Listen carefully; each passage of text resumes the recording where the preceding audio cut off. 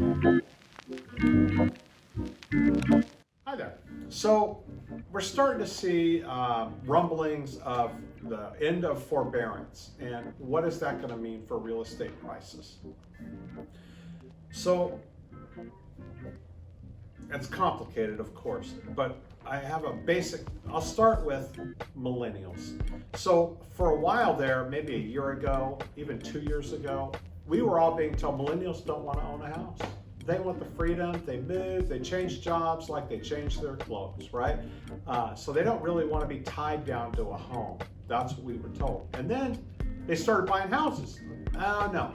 What it is they want little small houses because big houses are too big. They still move, they still need to be, flexible. Well, guess what?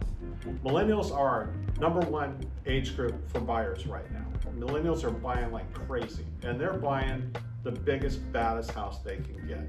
They have good jobs, they have job security, and with interest rates as low as they are, with COVID-19 and the concerns about being in tight spaces, they don't want to really be in tight spaces, living quarters, or have no outside areas and things like that. Plus, obviously, they don't have to commute as far. So that's one thing. Another thing is, as Americans right now, we have the highest savings we've had since the 70s. More people have more money in the bank than they've had. Yes, it's because they're hoarding their money and they're not spending it. They're worried that they're going to lose their jobs. They're worried that they're going to lose their residence and that they're going to not have enough money to fall back on to pay their rent, mortgage, or food, right? And then you have this low interest rates.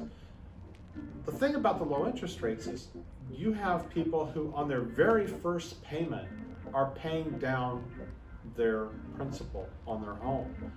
We haven't seen that before. Usually, back in the day when you had 12, 14% interest, these people were maybe going 7 years, 10 years of payments, all just paying principal before they even got to the point where they're paying off their loan. So what does that all mean? Well, that results in homeowners have equity. We have something like 52% equity nationwide as homeowners.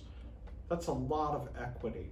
So even worst case scenario, if I've bought a house or I own a house and I lose my job and I have to sell, guess what? I've got a lot of equity in this house. I'm going to walk away with money. When we talk about the recession before that was caused by real estate, that wasn't the case. They had nothing in there.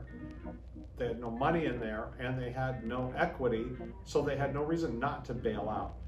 These days, there are going to be some people who go into foreclosure. I'm sure there are. Right now, I don't know what it is, like less than 1%. It's a very, very low number, a record low number. So they're going to be able to say, oh, foreclosures are up 500%. And that's going to be like 5 instead of 1. So it's still a really low number. So don't get caught by the percentage thing. The bottom line is we have savings, we have equity, we have a prime opportunity. And you know what else? Some people think once we get past the election, once we settle in with the COVID vaccines and we start to see a light at the end of the tunnel and we start to open business back up, we're going to see a boom comparable to a post-war boom. So get ready. It could be a good ride. We might actually start to see some real inflation at that point too, which wouldn't be such a bad thing. All right, I hope you found that interesting.